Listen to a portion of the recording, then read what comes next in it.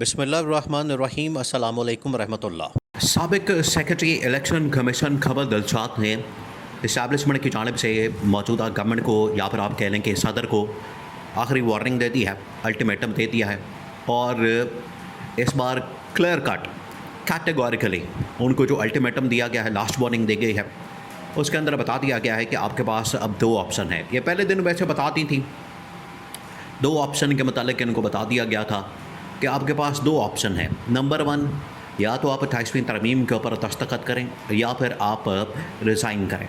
अब दोनों के अंदर इनकी सियासी मौत पड़ी हुई है। इसकी वजह से आसिफ अली ज़रदारी कोशिश करता है कि सियासी मौत तो यकीनी है, सियासी मौत तो हमारी होनी है, क्योंकि जो ट्रैप हो गए हैं, जिस तरीके से इनको ट्रैप कर लिया गया है, जिस तरीके से मौजूदा गवर्नमेंट और सदर फंस चुके हैं, अब इन्हें पता है कि इनके पास रास्ता कोई नहीं, इनके पास ऑप्शन कोई नहीं सिवाय इसके कि इमरान खान के पास जाएं, इमरान खान से मुलाकात करें, उससे माफ़ी मांगे, पीटीआई से इत्तेहाद करें। ये वाली ऑप्शन मौजूद हैं, लेकिन इनको एक बार फिर अभी तक जो इन्फॉर्मेशन मौजूद है, अभी तक की ख़बर के मुताबिक सदर आसिफ अली ज़रदारी रेजिस्टेंस करने के लिए तैयार है और वो कह रहा है असल में वो सियासी शहीद बनना चाहते हैं। ये देखेंगे इनके अंदर एक अजीबो गरीब ड्रामा, इनके अंदर एक अजीबो गरीब मुनाफ़क़त की सियासत, अय्यारी और मक्कारी की सियासत आपको नज़र आती है कि एक तो अपने आप को ये लिबरल कहते हैं, फिर अपने साथ नाम के साथ शहीद होना भी बड़ा अच्छा इनको लगता है। अगर आप अपने आप को लिबरल कहते हैं, सेकुलर कहते हैं, आप अपने आप को एक मॉडर्न जमात कहते हैं, तो फिर आप इस्लाम से ये वाला लफ्ज़ क्यों अख़ज़ करते हैं? इस्लाम से अपना ये लफ्ज़ क्यों आप लेते हैं? फिर आप इस्लाम का ये वाला लफ्ज़ भी शामिल मत करें, अपने साथ मत जोड़ें।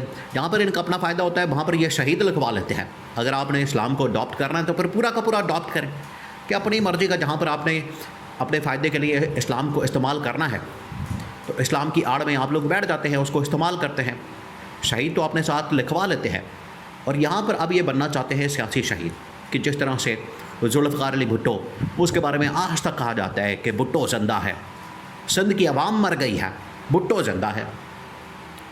और फिर कहा जाता है कि बेनज़ीर भुट्टो वो शहीद हो गई है और इसी तरह से जुल्फ़िकार अली भुट्टो शहीद हो गया है और ये अब आसिफ अली ज़रदारी भी शहीद होना चाहता है सियासी तौर पर। अब ये सियासी तौर पर शहीद होना चाहता है। ये बिल्कुल भी इस किस्म का इनको अब मौका नहीं मिलने वाला। ये अब भूल जाएँ, ये नून लीग और पीपल्स पार्टी वाले, इनका ये वतीरा, इनकी सियासत ही इस चीज़ के गर्द घूमती है कि पहले एनआरओ लेके मुकम्मका करके इस्टेब्लिशमेंट के साथ लेन देन करके गवर्नमेंट के अंदर आते हैं, लूट मार करते हैं, फिर उसके बाद जब इनको निकाला जाता है, फिर मुझे क्यों निकाला, और सियासी शहीद बनने का ड्रामा करके मुल्क से भाग जाते हैं, एनआरओ करते हैं, जलावतनी की ज़िंदगी इख्तियार करते हैं, फिर ये मुकम्मका करके वापस आते हैं। तो इनका पूरा सर्कल चल रहा है पिछले कई सालों से। तो अब आसिफ अली ज़रदारी ने फ़ैसला किया कि मैं रेजिस्टेंस करूँगा और इस रेजिस्टेंस के अंदर अगर मुझे निकाल दिया जाता है, अगर मुझे फ़ारिग कर दिया जाता है, मुझे घर भेज दिया जाता है, तो मैं सियासी शहीद बन जाऊँगा और इसके अंदर मुझे फ़ायदा ये होगा कि मैं बाहर आके फिर शोर मचाऊँगा, बाहर आके मैं फिर माबेला करूँगा, बाहर आके मैं इसके ऊपर अपना पूरा बयानिया बनाऊँगा। ये इनकी जानिब से एक प्लान किया गया। अब इस्टेब्लिशमेंट के पास ये सारी इन्फॉर्मेशन है, उनके नॉलेज में है कि आसिफ अली ज़रदारी क्या करना चाहता है, उसके दिमाग के अंदर क्या चल रहा है, किस किस्म की साजिश पक रही है, जिसकी वजह से खबर दिलशाद को एक बार फिर से मैदान में उतार दिया गया। वैसे तो आपको पता है आजकल हर रोज़ आ रहा है खबर दिलशाद। अब ये वैसे भी लास्ट डेज जो इस वक्त ईद से पहले के दिन हैं वो चल रहे हैं। ईद के फौरी बाद आपको प्रैक्टिकली ये तमाम डेवलपमेंट्स होती हुई नज़र आएंगी, प्रैक्टिकली बाकायदा तौर पर इसके ऊपर अमल दरामद होगा। तो इनको आप समझें कि ये ईद तक का रिलीफ़ है, ईद की छुट्टियों तक का रिलीफ़ है, उसके बाद ये वाला रिलीफ़ ख़त्म हो जाएगा, उसके बाद इनके पास ये वाला रिलीफ़ नहीं होगा।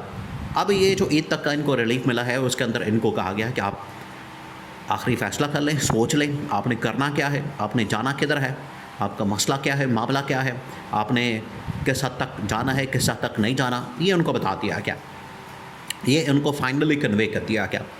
और खबर दिलशाद ये इस्टेब्लिशमेंट का वो मिज़ाइल है, ये खबर दिलशाद जो कि इस्टेब्लिशमेंट की जानिब से लॉन्च किया गया वो मिज़ाइल है जिसने लॉक किया हुआ है आसिफ अली ज़रदारी को और पीपल्स पार्टी को और बिलावल को।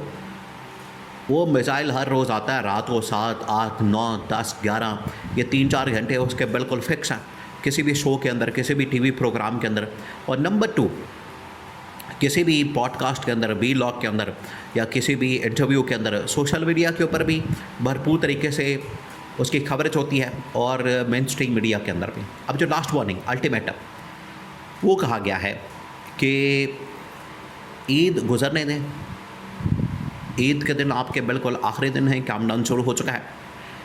ईद का जैसे ही नेक्स्ट वर्किंग डे शुरू होगा ईद की छुट्टियों के बाद, वो वर्किंग डे उसके 12 बजे तक रात के आपके पास बिल्कुल लास्ट वार्निंग मौजूद है, लास्ट अल्टीमेटम मौजूद है, लास्ट इस हवाले से डेडलाइन मौजूद है। अगर आप उस वक्त तक रिज़ाइन करते हैं, इस्तीफ़ा देते हैं, घर चले जाते हैं, तो ठीक है, सौ बिस्मिल्लाह। अगर आप नहीं जाते, अगर आपकी जानिब से रिज़ाइन नहीं किया जाता, अगर आपकी जानिब से इस किस्म का कोई मामला सामने नहीं आता, अगर आप घर नहीं जाते, आप सरेंडर नहीं करते, या आप 28वीं तरमीम के ऊपर दस्तखत नहीं करते, तो रात के 12 बजे फिर ऑपरेशन करके आपको निकाला जाएगा। और रातों को निकालना, मिड नाइट जैक कॉल के नाम से जो ऑपरेशन था, वो भी रात के वक्त, आप ज़रा सोचें 1990 के अंदर, और ये पाकिस्तान की क्या दुनिया की तारीख बताती है सियासी तौर पर, जब भी कोई डेवलपमेंट होती है वो हमेशा रात की तारीकी में, रात के अंधेरे में वारदात डाली जाती है। इमरान खान के ख़िलाफ़ जो अदम एतमाद किया, आप उसको जहन में लाएं, वो भी रात के वक्त किया गया। अदालतें खुल गईं।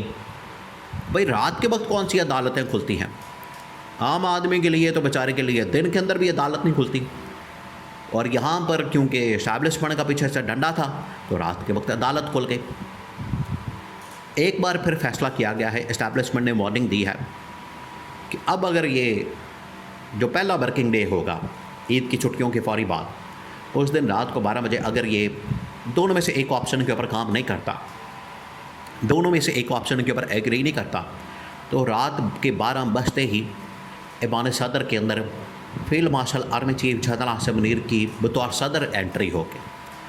पहले इसको निकाला जाएगा, ऐवान सदर को टेक ओवर किया जाएगा, इससे रेजिग्नेशन लिया जाएगा, इस्तीफ़ा लिया जाएगा, और उसी वक्त ही चीफ जस्टिस को बुला के हलफ बर्दारी की तकरीब की जाएगी। और उससे पहले आइन के अंदर एक आर्टिकल डाल दिया जाएगा, तो यूनिफॉर्म के अंदर सदर बन सकता है फील्ड मार्शल जनरल आसिम। ये शक डालने की देर है, उसके बाद ये पूरा एक प्रोसेस वो शुरू हो जाएगा। तो ये बिल्कुल एक लास्ट अल्टीमेटम वार्निंग जो कि साबिक सेक्रेटरी इलेक्शन कमीशन खमद दिलशाद उनकी जानिब से बता दी गई है, और ये इस बार इस्टेब्लिशमेंट का कैटेगोरिकली पैगाम इनके लिए ख़तरे की घंटी है।